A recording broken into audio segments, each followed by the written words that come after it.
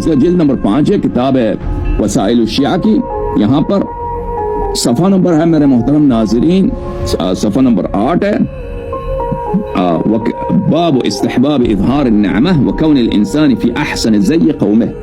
انسان جس قوم میں رہتا ہے اس قوم کے بہترین لباس کو پہن لے، یہ اہل بیت علیہ السلام کا دستور اور فرمان ہے.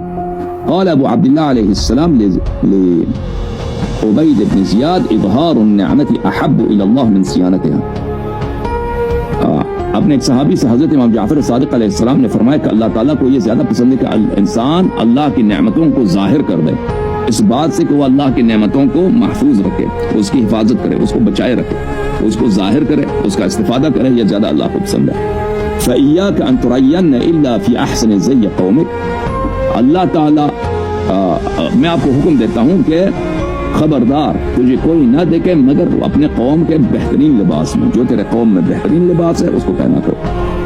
اچھا، اس کے بعد حضرت امام جعفر صادق علیہ السلام فرماتے ہیں خیر لباس کل زمان لباس اہل.